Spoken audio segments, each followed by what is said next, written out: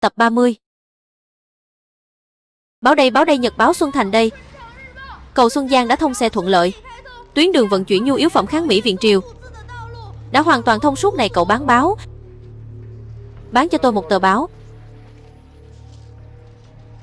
Báo đây, Nhật báo Xuân Thành đây. Cầu Xuân Giang đã thông xe thuận lợi.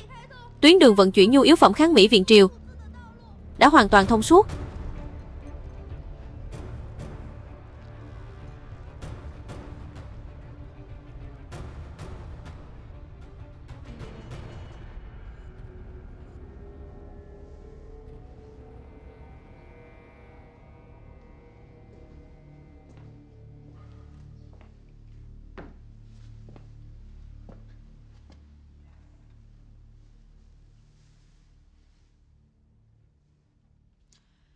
Lúc này tâm trạng tôi đang không tốt. Không có việc gì thì đừng đến tìm tôi. Tôi có chuyện quan trọng mà. Bỏ cái tay bẩn thỉu của cậu ra khỏi người tôi.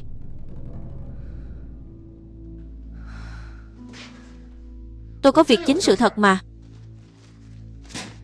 Cậu tự xem đi.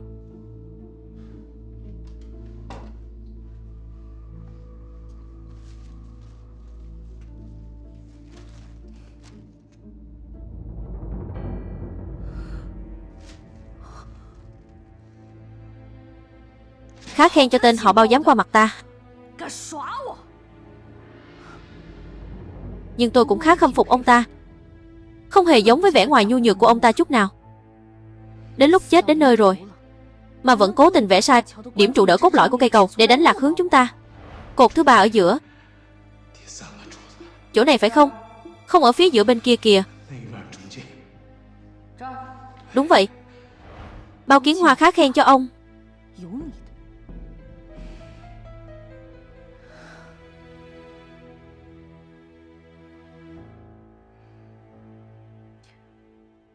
Tay không sao chứ? Không sao đâu.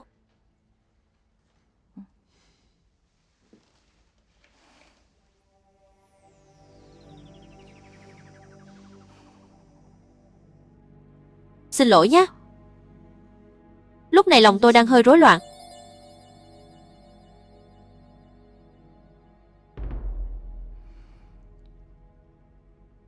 Thế này đi. Cậu hãy đi một chuyến đến núi Hắc Long, tìm Trần Thế Minh, đốc thúc hắn nhanh chóng hoàn thành nhiệm vụ, không được chậm trễ. Tổng chỉ huy mưu sự tại nhân, thành sự tại thiên. Thất bại tạm thời này, ngài cũng đừng quá bận tâm làm gì.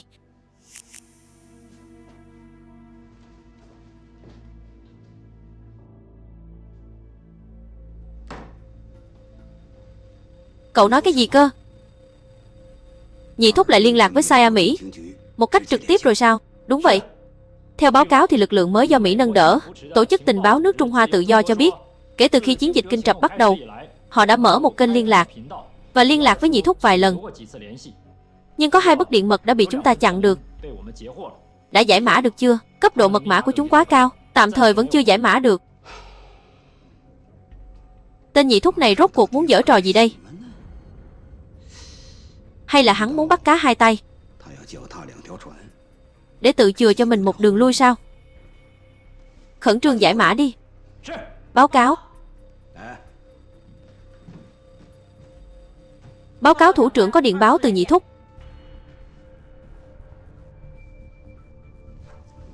Đọc mau. Kính gửi cục trưởng Mao, để tấn công hiệu quả Đảng Cộng sản, gây rối loạn trật tự Xuân Thành, tạo ra nỗi hoang mang sợ hãi, tôi dự định tại nhà máy nước Xuân Thành thực hiện hành vi thả chất ngũ lưu hóa nhị lân. Mong được phê chuẩn nhị thúc. Đầu độc sao?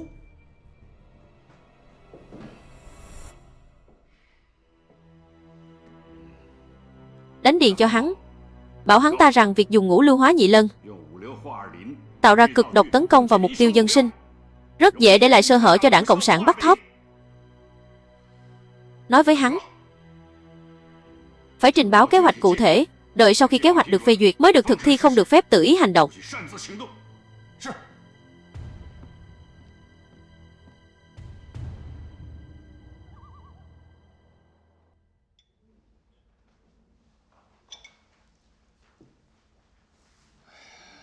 Tôi nói này đặc phái viên, cứ hệ nghĩ tới hành động ngày mai là lòng tôi lại cứ lo ngay ngáy. Sao lại thế chứ? Anh xem nhị thúc bảo chúng ta khua chiên gõ trống, đi đánh chính quyền xã. Đây chẳng phải là làm việc không công công cốc sao? Giả mà như thật thật lại hóa giả. Thật thật giả giả cái gì chứ? Tôi vốn là kẻ thô kệch, mấy chuyện văn chương chữ nghĩa tôi nghe không hiểu nổi. Anh đừng có quanh co lòng vòng nữa, cứ nói thẳng ra đi, trận này rốt cuộc có nên đánh hay không? Đánh thế nào đây? Nhị thúc bắt anh tấn công hai chính quyền xã, không đánh có được không? Quân lệnh khó cưỡng mà. Nhưng nếu anh thực sự mang quân tấn công chính quyền xã, chắc chắn sẽ chọc giận cộng quân. Họ sẽ dùng lực lượng chủ lực để bao vây tiêu diệt anh. Chỉ với vài mạng người này của chúng ta, còn chẳng bỏ dính răng họ. Đừng quên cộng quân chưa mất đến 3 năm đã tiêu diệt sạch 8 triệu quân chính quy của chúng ta, thì xá gì chút tép riêu như chúng ta. Tôi nói này, đánh cũng không được, mà không đánh cũng chẳng xong. Thật là sầu chết đi được. Sầu não cái gì chứ? Xe đến trước núi ắt có đường, người sống sờ sờ lẽ nào lại để nước tiểu làm chết nghẹn. Tôi bảo này đặc phái viên, anh mau nghĩ giúp tôi một kế vẹn cả đôi đường đi. Còn rừng xanh lo gì không có củi đốt. Chúng ta chỉ còn lại chừng này người dưới trướng. Nếu chỉ vì một lần ra quân mà nướng sạch cả, chẳng phải nhị thúc sẽ càng coi thường chúng ta sao? Thay vì rơi vào cảnh như chó mất nhà, chi bằng tự giữ lấy quân để bảo toàn lực lượng. Thế thì không đánh nữa. Đánh thì vẫn phải đánh, nếu không sẽ mang tội trái quân lệnh. Nhưng đánh thì phải có sách lược hẳn hoi. Xin đặc phái viên chỉ điểm cho. Thế này đi, trước tiên đừng đánh Nam Quan vội, tập trung binh lực giả vờ tấn công chính quyền xã Đại Vương Trang. Chỉ vây chứ không đánh rồi bắn chỉ thiên lên trời. Ở vùng ngoài của chính quyền xã Đại Vương Trang, cứ cầm cự ở đó 1-2 ngày. Trước khi chủ lực của cộng quân kéo đến thì nhanh chóng rút lui. Vừa không mang tiếng trái quân lệnh, lại không làm phật lòng cộng quân. Như vậy chẳng phải vẹn cả đôi đường sao? Đặc phái viên à, đều là do cha mẹ sinh ra mà sao anh khôn khéo thế? Cái đầu này của cậu sao lại nhạy bén hơn đầu của tớ thế nhỉ? Chúng ta hiện đang ở trong tình thế nguy hiểm. Nếu không cẩn thận đề phòng một chút thì thật có lỗi với cha mẹ sinh thành.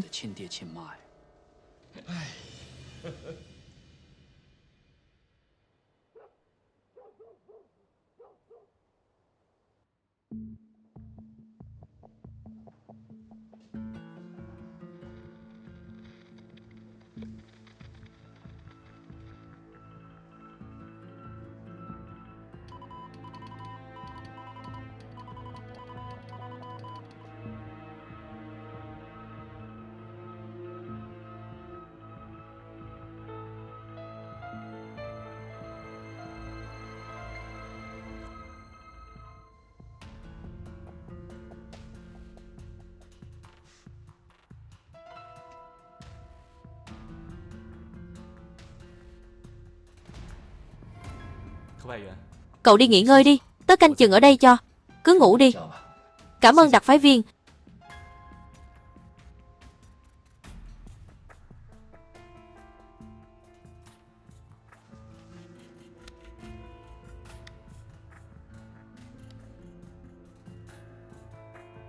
Đài phát thanh Tà Ảnh lại bắt đầu hoạt động.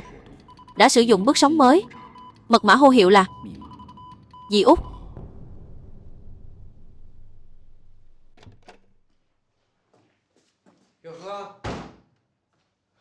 Tâm trạng có vẻ tốt đấy nhỉ? Chú Châu, sao chú lại tới đây? Chú ngồi đi. Vừa nãy cậu gọi tôi là gì? Cục trưởng Châu. Cục trưởng Châu, đừng có lãng sang chuyện khác. Lúc nãy gọi tôi là gì? Câu nào cơ ạ? Cháu còn có thể gọi chú là gì được nữa chứ? Chẳng phải là cục trưởng Châu sao? Ngài ngồi đi. Chú nói cho cháu biết nhé. Hồi chú còn làm trinh sát viên, cháu vẫn còn đang nghịch đất cát đấy. Cái trò đó bẩn chết đi được.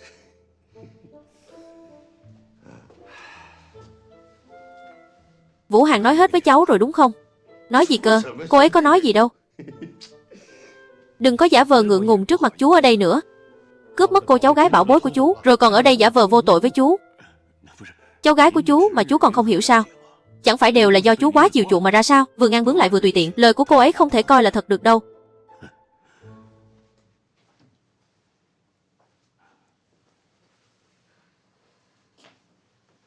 Cháu thật sự nghĩ thế sao? Thật mà chú.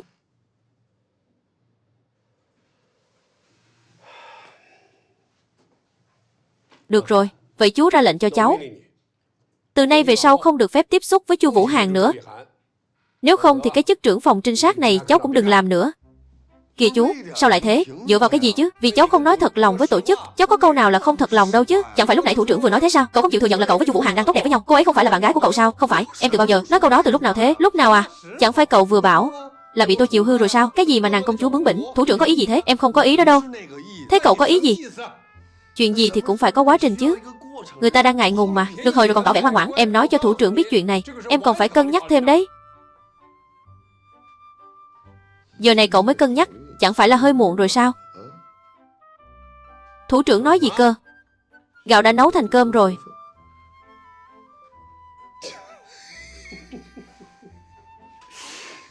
Đúng là gừng càng già càng cay. Chiêu trò dụ cung này của thủ trưởng thực sự là quá cao tay. Được rồi, không nói chuyện này nữa. Lại đây, đây là bức điện báo mà lão Di vừa gửi tới. Cậu xem đi. Đài phát thanh Tà Ảnh lại bắt đầu hoạt động rồi. Hơn nữa còn sử dụng bước sóng mới, mật mã hô hiệu, mã hóa. Thủ trưởng có ý gì đây? Ý gì ạ? Chuyện này cần các cậu động não phân tích kỹ lưỡng, đưa ra phán đoán chính xác. Được rồi, từ bây giờ cậu rời khỏi phòng biệt giam. Cần làm gì thì đi làm nấy đi. Rõ. Quay lại đây. Lại có chuyện gì nữa thế thủ trưởng? Qua đây. Từ nay về sau nhé. Đối với Vũ Hàn trong công việc phải yêu cầu nghiêm khắc hơn nữa. Trong cuộc sống phải chăm sóc chu đáo tận tình. Cô ấy là hậu duệ của liệt sĩ cách mạng. Nếu xảy ra bất kỳ sơ suất nào, tôi sẽ không tha cho cậu đâu. Tôi vẫn luôn tự yêu cầu bản thân mình như thế. Cam đoan hoàn thành nhiệm vụ. Cút đi. Vậy cháu xin phép đi đây chú Chu.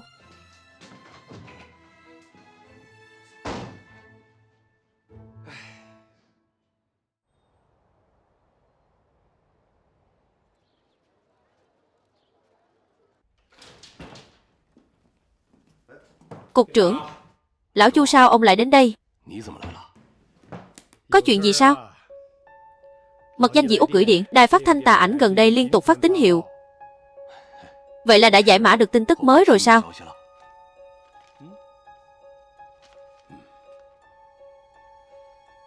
Tình hình rất phức tạp. Trước đây đài phát thanh Tà Ảnh này chỉ phát tín hiệu nhằm gây nhiễu hướng điều tra của chúng ta. Hiện tại chúng đã sử dụng bước sóng danh hiệu và mật mã mới. Kẻ có mật danh Sẻ Ngô này rất có thể đang liên lạc với người của CIA. Lại đây lão Chu, ông xem cái này đi. Đây là tin tức gửi từ Đài Loan. Mao Nhân Phụng đã biết chuyện. Nhị thúc liên lạc thường xuyên với CIA. Cục Tình báo Trung ương Mỹ, Cục Bảo mật đã chặn được. 2 bức điện mật vẫn chưa được giải mã. CIA đã nhúng tay vào. Xem ra nhị thúc đã bị người Mỹ khống chế rồi. Nhiệm vụ mà hắn thực hiện không hoàn toàn là do Cục Bảo mật giao xuống. Thế nên chiến dịch kinh trập này đã bị CIA xâm nhập rồi.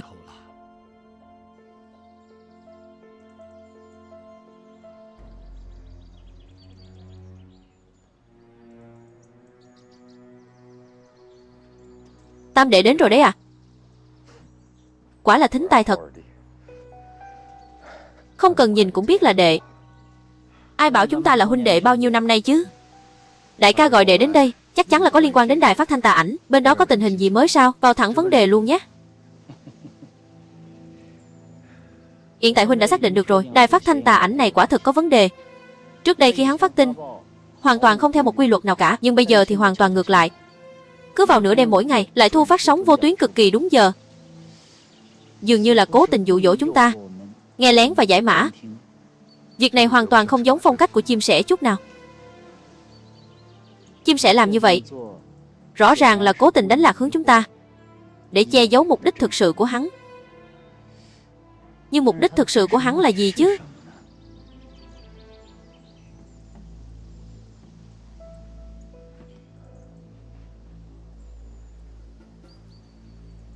Tôi đoán việc này có liên quan đến thứ này. Đây là lúc tôi rời khỏi cục bảo mật năm xưa, đã mang theo một xấp hồ sơ tuyệt mật. Tỉnh Trúc đã tổng hợp lại tất cả tài liệu liên quan đến Yamaguchi Shunaichi, và những tài liệu này đã chứng minh Yamaguchi Shunaichi năm xưa đã mang theo 2 tấn vũ khí vi trùng và giấu chúng ở trong kho vũ khí bí mật ở núi Hắc Long. Nhưng tại kho vũ khí ở núi Hắc Long, chúng ta không hề tìm thấy bất kỳ dấu vết nào của vũ khí vi trùng. Số vũ khí vi trùng này có sức tàn phá cực kỳ khủng khiếp. Đối với Xuân Thành mà nói, chẳng khác nào một thảm họa hủy diệt. Xem ra tên Yamaguchi này đã bày ra một thế cờ chết cho chúng ta rồi. Bất kể Yamaguchi Shunaichi có chịu mở miệng hay không, chúng ta buộc phải tìm ra tung tích của số vũ khí vi trùng này để ngăn chặn hiểm họa trước khi quá muộn. Đúng rồi, còn một tình huống nữa.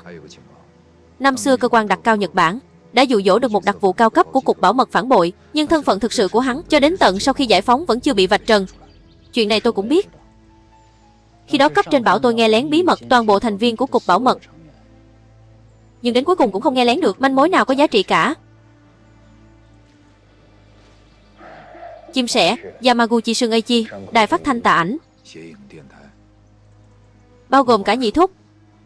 Nhìn từ bên ngoài, họ và chiến dịch Kinh Trập dường như chúng chẳng có liên quan gì đến nhau, nhưng hình như lại có một sợi dây liên kết, sâu chuỗi tất cả lại với nhau.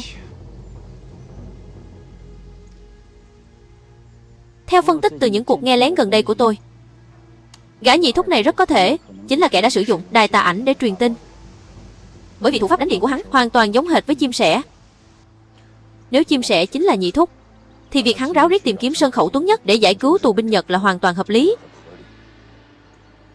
Nhưng tại sao hắn vẫn phải dốc hết sức lực để thực hiện chiến dịch Kinh Trập? Điểm này tôi thực sự nghĩ mãi không ra. Đúng vậy, rốt cuộc hắn làm thế để làm gì chứ?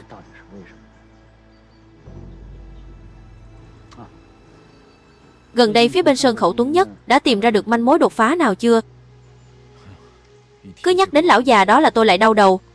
Mỗi lần hắn mở miệng là lại có thông tin giá trị, nhưng mỗi lần chỉ chịu hé lộ một chút, dù có thẩm vấn thế nào, hắn cũng không hé răng thêm nửa lời. Hay là chúng ta tới đó thêm một chuyến, kho vũ khí bí mật ở Hắc Long Sơn, xem thử có tìm được manh mối gì không? Tôi cũng đang nghĩ như vậy. Những biểu hiện bất thường từ đài tà ảnh một lần nữa chứng minh rằng chim sẻ cũng đang chó cùng rứt dậu rồi. Cuộc đấu trí giữa chúng ta với hắn đã đi đến những quân cờ cuối cùng. Giờ chỉ xem ai có thể chiếm được tiên cơ để chiếu tướng đối thủ.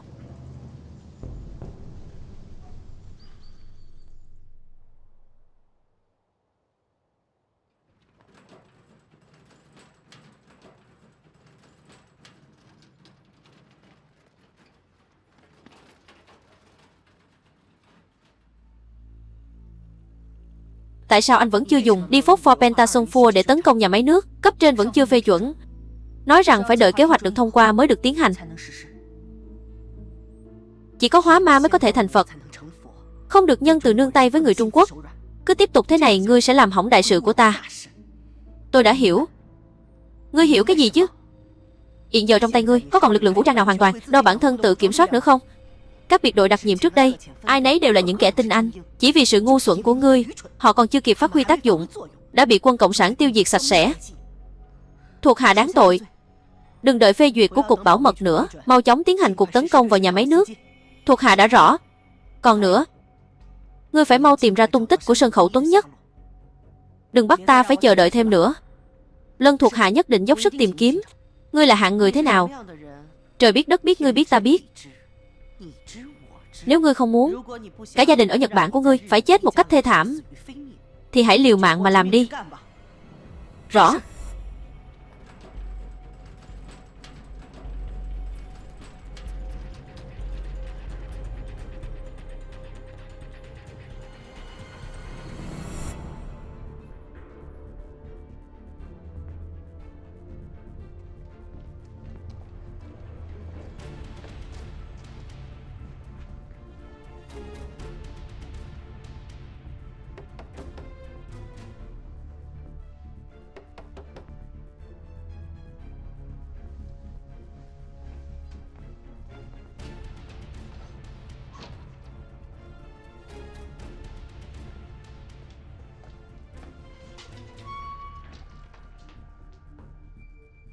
Ta ra lệnh cho các người ngày mai đi thực hiện một nhiệm vụ tuyệt mật, chỉ được thành công không được thất bại.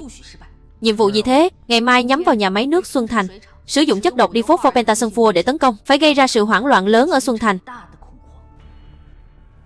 Kế hoạch này đã được phê duyệt chưa? Nếu nương tay với quân Cộng sản, chúng ta sẽ chẳng làm nên trò trống gì. Các người mau đi chuẩn bị đi, nhớ kỹ trước khi mặt trời lặn ngày mai. Ta muốn nghe tin chiến thắng của các người. Bằng không các người hãy tự sát đi.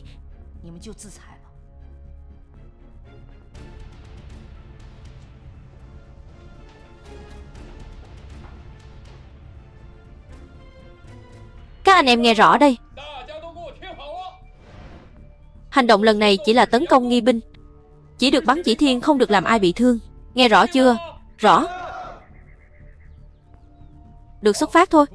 Chuyến đi này phải hết sức cẩn thận đấy. Đa tạ đặc phái viên đã nhắc nhở. Trần Mỗ nhất định làm theo lời căn dặn của đặc phái viên, diễn vở kịch giả này như thật. Bảo trọng nhé, tôi ở nhà đợi tin tốt của anh. Được rồi, Trần Mỗ xin cáo lui.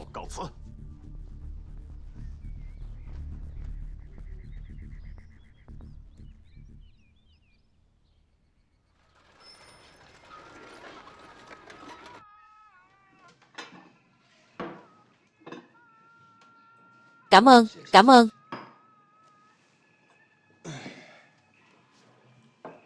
Đặc phái viên Mã, có người rất muốn biết lão này nhị thúc có hành động mới gì không? Việc này liên quan đến cơ mật của chiến dịch Kinh Trập. Tôi thật sự không tiện tiết lộ.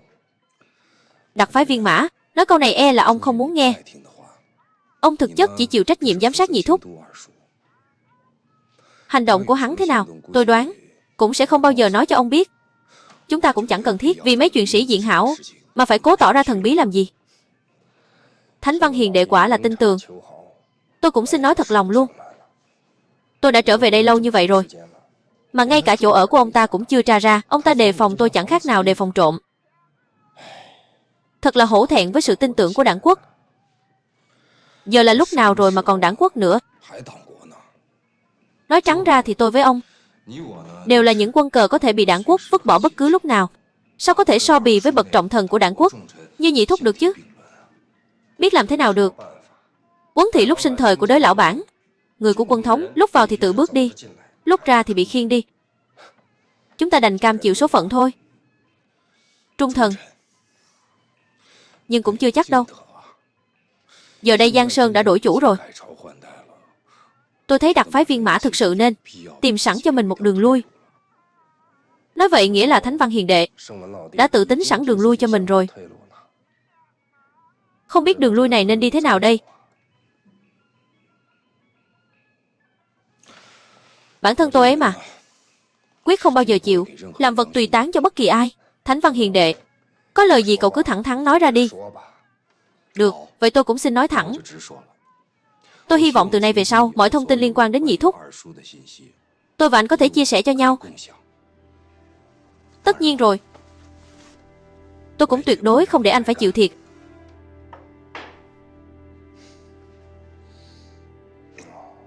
Hóa ra anh muốn mua tin tình báo từ tôi sao? Sao không nói sớm chứ? Ai lại đi chê tiền bao giờ? Anh cũng biết nhà họ Thôi chúng tôi thiếu gì thì thiếu, chứ không bao giờ thiếu tiền. Câu này nghe được đấy. Thỏa thuận thế nhé. Hôm nay lúc tôi tới, có phát hiện một tình huống. Không biết cậu Thánh Văn có hứng thú không? Xin cứ nói chi tiết. Tên độc long tay sai đắc lực của nhị thúc hôm nay lại đến hãng xe để thuê xe rồi. Lại thuê xe sao? Hắn ta định làm gì chứ? Không biết nữa. Chính vì không biết nên bên trong mới có nhiều uẩn khúc. Anh nghĩ mà xem, hắn có hành động gì mà phải giấu chúng ta chứ?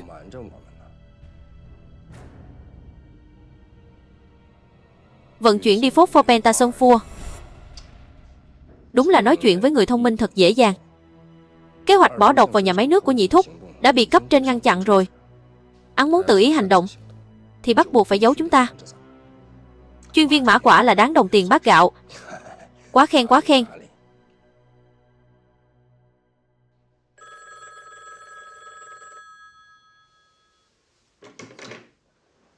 Alo, nhị thúc hôm nay sẽ tấn công nhà máy nước. Cái gì? Tiểu Từ. Có. Mau thông báo cho Lục Khải, đến văn phòng của tôi ngay, có tình huống khẩn cấp. Rõ.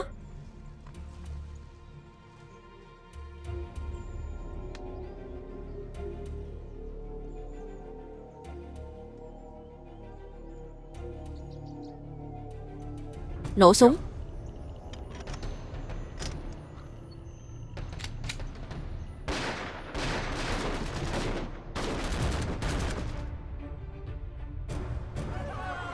Phủ, chạy mau đi. Mọi người đừng hoảng loạn, đừng làm loạn, đừng hoảng sợ, đừng rối loạn. Cục công an thành phố. Cục công an thành phố, tôi ở đồn công an Đại Vương Trang, có tiếng súng nổ lớn xung quanh thị trấn, nhưng không thấy lực lượng vũ trang nào tấn công. Được rồi, vậy tôi sẽ báo cáo lên cấp trên ngay.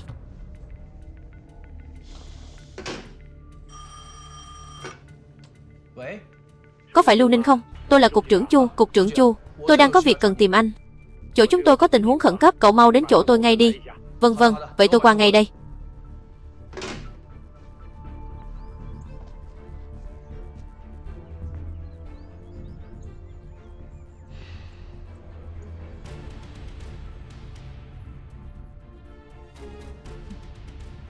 Cứ để chúng hỗn loạn thêm một lát nữa đi. Đi thôi, đi làm việc chính nào.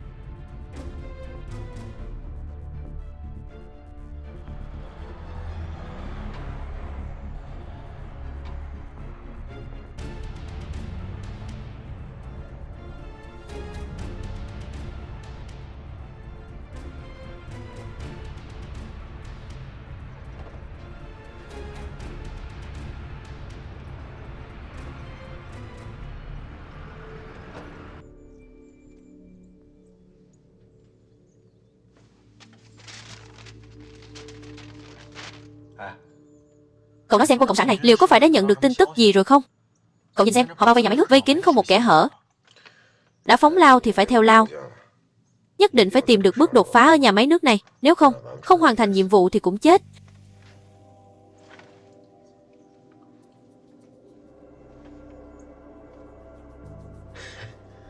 Trời không triệt đường sống của ai bao giờ. Cậu nhìn đường ống dẫn nước bình thường này xem. Nó có thể dẫn thẳng vào nhà máy nước. Lát nữa chúng ta sẽ đi xuống từ đây.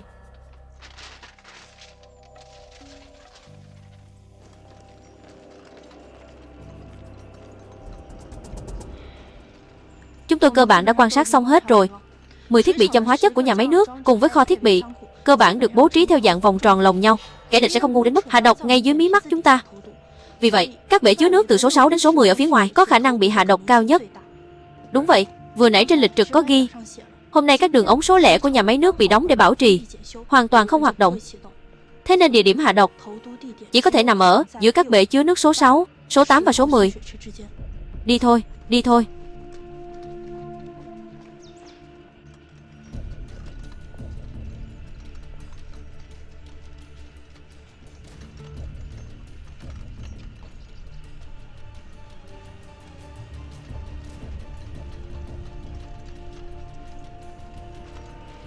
Bên các anh có phát hiện gì khả nghi không?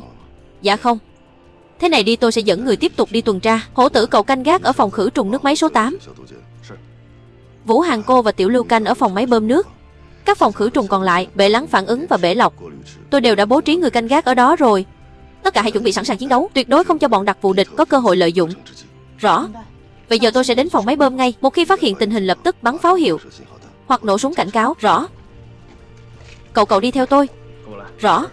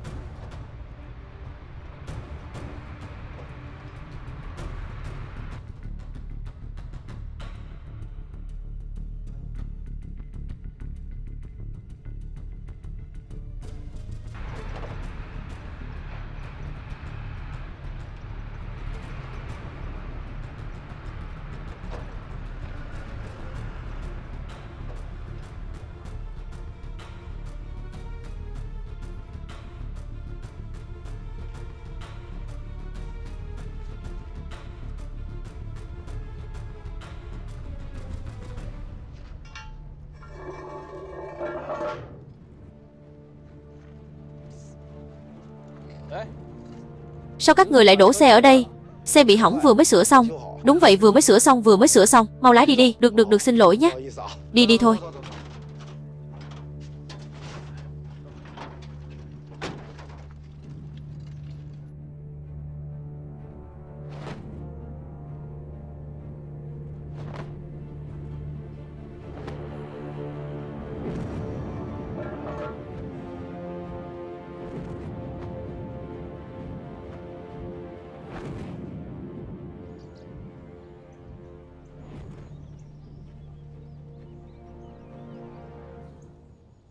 Đặc phái viên,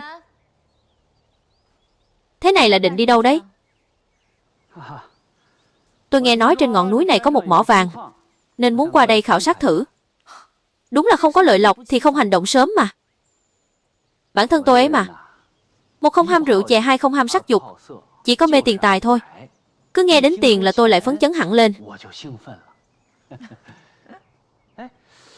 Tổng chỉ huy trăm công nghìn việc như thế, sao lại có thời gian rảnh rỗi tới tận đây chứ? Hành động hủy bỏ rồi. Hành động gì cơ? Mà phải rồi, chúng ta bây giờ việc ai nấy làm phận ai nấy quản. Tổng chỉ huy có chuyện gì giấu tôi thì cũng là điều dễ hiểu thôi. Cậu thật là biết rồi còn hỏi. Tôi chỉ đến để nắm tình hình xem kết quả trận tiến công Đại Vương Trang của tướng quân Trần đạt được thắng lợi ra sao. Báo cáo Trần tướng quân tổng chỉ huy. Đại cái gì mà đại? Thẳng lưỡi ra mà nói. Đại thắng rồi, tướng quân Trần đã hạ được Đại Vương Trang rồi. Vâng. Tướng quân Trần quả là đánh nhanh thắng nhanh, nên báo cáo lên Bộ Quốc phòng để khen thưởng. Chỉ hạ được một Đại Vương Trang bé nhỏ mà đã muốn khen thưởng sao? Thế này nếu chiếm được cả thành phố Xuân Thành, có phải còn định bắt Tưởng ủy viên trưởng đích thân trao huân chương không? Cái đó cũng còn phải xem chúng ta có năng lực đó hay không.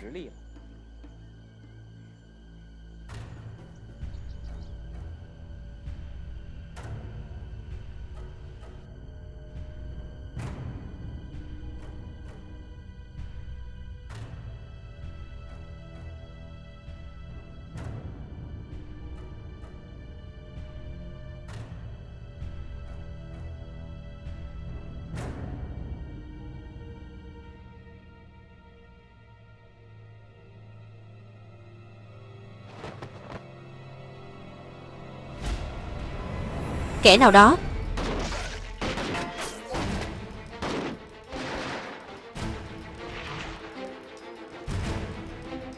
có địch, đi mau.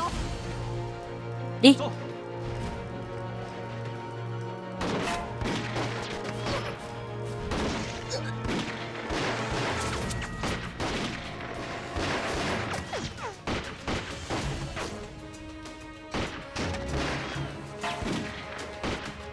Đi nhanh.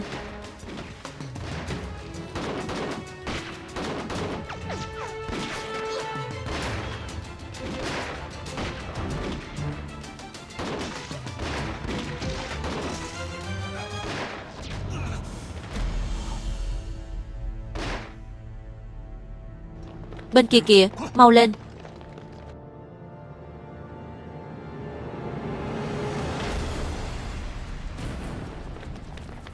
Rút lui. Nằm xuống.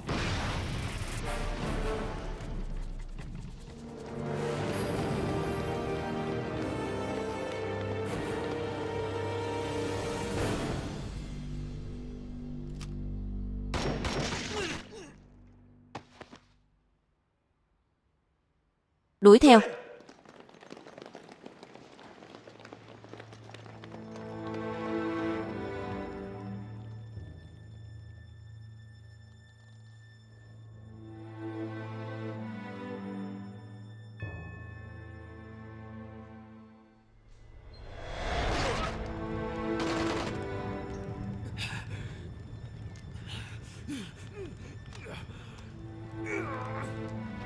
Trưởng phòng.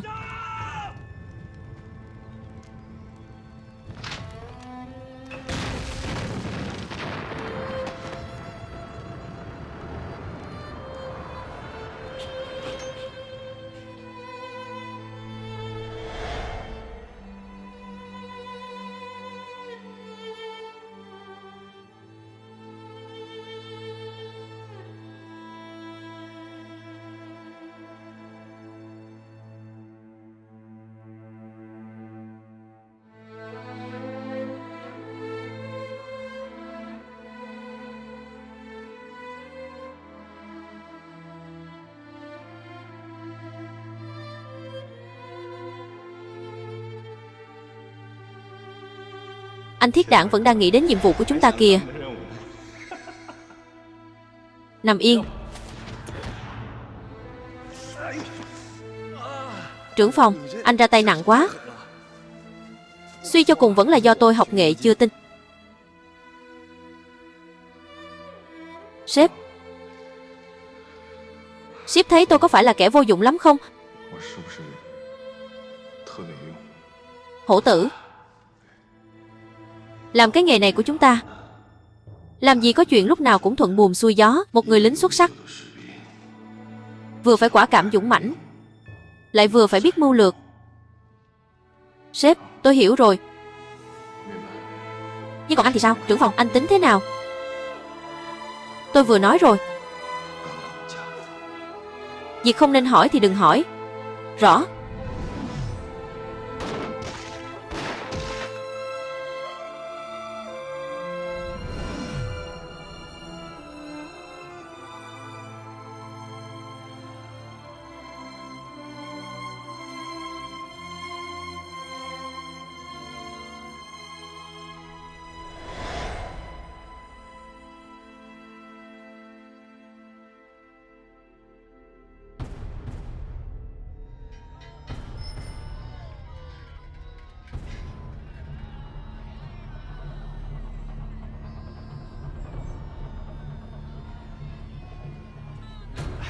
Lại để bọn chúng chạy thoát mất rồi.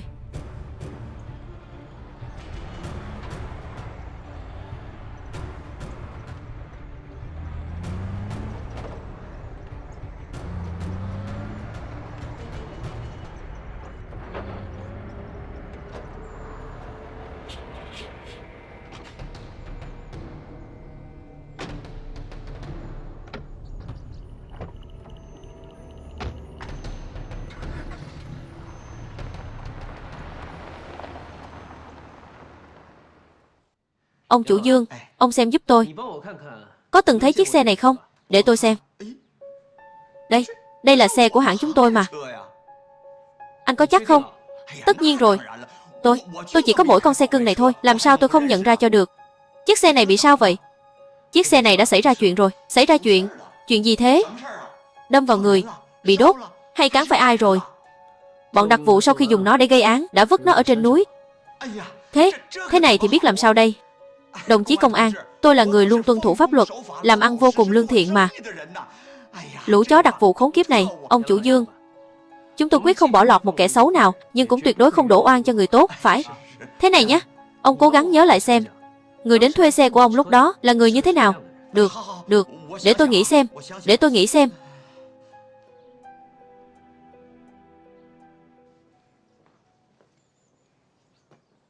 Tôi ra lệnh lập tức triệt phá trạm số 1 và trạm liên lạc bí mật số 2 của kẻ địch, đánh động kẻ địch. Phải giáng đòn dập tắt sự kiêu ngạo lộng hành của lũ đặc vụ địch, đồng thời dồn bọn chúng phải rút chạy ra ngoài thành. Cục trưởng Chu, vậy còn trạm liên lạc số 3 của chúng thì sao? Có động vào không? Tạm thời không động, tiếp tục bí mật theo dõi. Cục trưởng, tại sao thế? Nhiệm vụ tối cao trong chuyên án 625 của chúng ta chính là phải làm rõ mục đích cuối cùng trong chiến dịch kinh trập của kẻ địch. Nếu chúng ta chặn đứt mọi con đường hoạt động của chúng, thì điều đó sẽ gây bất lợi lớn cho quá trình phá án của chúng ta.